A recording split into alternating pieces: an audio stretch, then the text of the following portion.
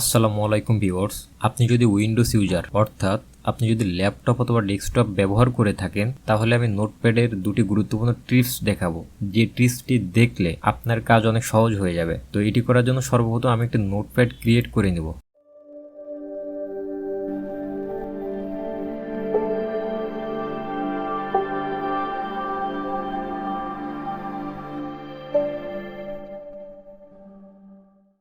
আর এই জন্য মাউসের রাইট বাটন ক্লিক করে এখান থেকে নিউ অপশন থেকে জাস্ট আমি এখান থেকে টেক্সট ডকুমেন্ট এটিতে ক্লিক করে দেবো। আমার নোটপ্যাড এখন এটি ক্রিয়েট হয়ে গিয়েছে, তো আমি এটি ওপেন করলাম, দেন এটি মিনিমাইজ করে নিলাম। আর টেক্সটটি দেখানোর জন্য আমি কি করব, জাস্ট যে কোনো ব্রাউজার থেকে যে কোনো একটি সাইটে চলে যাব। তো দেখেন যে এখানে আমি একটি সাইটে আসছি। তো এখান থেকে আমাদের যেটি হয়, আমরা অনেক সাইট ভিজিট যখন করি তখন আমাদের অনেক ইম্পর্টেন্ট যে টেক্সটগুলো থাকে অর্থাৎ যে ইনফরমেশনগুলো থাকে আমাদের এগুলা সংরক্ষণ করা প্রয়োজন হয়। তো আমি এখান থেকে যদি এটি কপি করে যদি ওয়ার্ড ফাইলটি ওপেন করে আমি এটি সংরক্ষণ করি তাহলে আপনারা বুঝতে পারবেন যে আমি আসলে কী দেখাতে যাচ্ছি।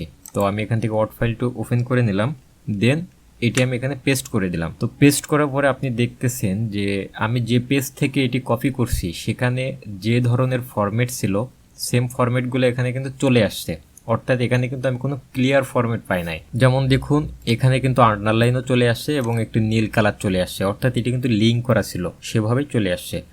আর এখানে দেখতে পাচ্ছেন যে লেখাটি কিন্তু বোল্ড হয়ে আছে, তো যেখানে যেভাবে ফরম্যাটটি ছিল সেইভাবে চলে আসছে। তো আমরা চাই যে এটিকে আমরা ক্লিয়ার ফরম্যাট রাখবো, অর্থাৎ লেখাটি নিট অ্যান্ড ক্লিন থাকবে, এখানে অন্য কোনো ফরম্যাট শো করবে না, যেমন নিচে আন্ডারলাইন বা লেখাটি কালার বা ব্যাকগ্রাউন্ডে কোনো কালার থাকবে এরকম কিছু না। আবার কিছু কিছু পেজ থেকে আমরা যখন এটি কপি করি এবং ওয়ার্ড ফাইলে রাখি তখন দেখবেন যে ব্যাকগ্রাউন্ডে কিন্তু আপনার একটি কালার চলে আসে। তো এ নিয়ে কিন্তু আমাদের অনেক বিভ্রান্তি হয়ে যায়। তো আমি এটি কিভাবে সমাধান করবেন সেটি আমি আপনাদেরকে দেখাবো নোটপ্যাডের মাধ্যমে। আর এখান থেকে আমি আরও একটি সাইট রেখেছিলাম, সেখান থেকে আমি একটু কপি করে আপনাদেরকে দেখাই। এখন আমি এখান থেকে এই টেক্সটটি কপি করে নিলাম, নেওয়ার পরে আমি সেমভাবে আমি যদি ওয়ার্ডে পেস্ট করি তাহলে দেখতে পারবেন যে এই পেজের ফরম্যাটগুলো চলে আসছে, অর্থাৎ এখানে একটু বোল্ড আকৃতি চলে আসছে এবং ফন্টগুলো একটু বড়। তারপরে এখানে দেখেন যে আপনার আন্ডারলাইন হয়ে গেছে, কালার চেঞ্জ হয়ে গেছে।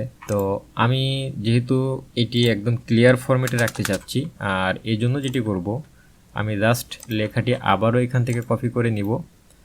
কপি করার পরে আমি যে নোটপ্যাডটি ক্রিয়েট করেছিলাম সেখানে এটি পেস্ট করে দিব। তো দেখুন যে আমি এটি পেস্ট করে দিলাম, দিয়ে এখন কি করব, এটি ওয়াল সিলেক্ট করে কপি করব। দেন এটি আমি কি করব, আমি যদি ওয়ার্ড ফাইলে দেই তাহলে দেখবেন আমরা প্রথমে কিন্তু যেটি পেস্ট করেছিলাম এভাবে আসছে, আর আমি যদি এখন নিচে পেস্ট করি তাহলে আপনি দেখবেন এটি ক্লিয়ার ফরম্যাট হয়ে যাচ্ছে। এই যে দেখুন এখানে কিন্তু আপনার লেখার কোনো সাইজ ছোট অথবা বড় বা কোনো আন্ডারলাইন বা কালার এরকম কিছুই আসে না, অর্থাৎ আমি একদম নিট অ্যান্ড ক্লিন কিছু ফন্ট পেয়ে গেছি। তো এটি কিন্তু আপনার অনেক প্রয়োজন হয়ে থাকে। তো আপনি এই সহজ বিষয়টা হয়তো জানেন না, যে কারণে এতদিন বিভিন্নভাবে কষ্ট করে আপনি লেখাগুলা চেঞ্জ করছেন। এখন আমি দ্বিতীয় টিপস অ্যান্ড ট্রিক্সটি আপনাদেরকে দেখাবো নোটপ্যাডের। আর এই জন্য আমি নোটপ্যাডটা আবার ওপেন করব। ওপেন করার পরে এখানে জাস্ট আমি যদি একটি বাংলা টাইপ করি, তো দেখুন আমরা শিখতে চাই। তো এখন এটি যদি আমি সেভ দিই, এখান থেকে ফাইল থেকে সেভ দিয়ে এটি কেটে দিলাম। কেটে দেওয়ার পরে আমি এটি ওপেন করলাম, আপনি দেখতে পাচ্ছেন যে বাংলাতে আছে। তো আপনি অনেক ক্ষেত্রে এটিকে টাইপ করতে চাইলে দেখবেন যে আপনার বাংলা টাইপ হচ্ছে না, এখানে দেখবেন যে আপনার অন্য কোনো একটা ফন্ট শো করতেছে যেটি বাংলা না, অথবা ইন্টারোগেটিভ চিহ্ন বা যে কোনো একটি চিহ্ন চলে আসতেছে। সেক্ষেত্রে আপনার যে সমস্যাটি হয়ে থাকে আপনি এখান থেকে একটু খেয়াল করবেন। আমি ফাইলে চলে গেলাম, দেন এখান থেকে সেভ অ্যাজ থেকে আমি জাস্ট এইখানে আপনি যেটি দেখতেছেন এইখানে ফরম্যাটটি আপনার চেঞ্জ থাকে। এখন যেটি রয়েছে UTF-8 এটি থাকলে আপনার বাংলাটি শো করবে। আর আপনার ক্ষেত্রে যদি এই অপশনটি চালু করা থাকে, অর্থাৎ এই ফরম্যাটটি যদি করা থাকে, তাহলে কিন্তু আপনার লেখাটি বাংলা আসবে না। আপনি দেখুন যে আমি যদি এটি ওকে করে দিই তাহলে আমার লেখাগুলো কিন্তু এখন আর বাংলা আসতেছে না। তো ভিউয়ার্স, আপনার যদি বাংলা না আসে তখন আপনি কিন্তু এভাবে আপনি সমাধান করে নিতে পারেন। ফাইল অপশন থেকে আপনি সেভ অ্যাজ যাবেন, সেভ অ্যাজ থেকে এটিকে জাস্ট আপনি এখান থেকে UTF-8 এই ফরম্যাটে চালু করে দিলে কিন্তু আপনি বাংলা লিখতে পারবেন, যেটা আমি প্রথমে আপনাদেরকে করে দেখিয়েছি।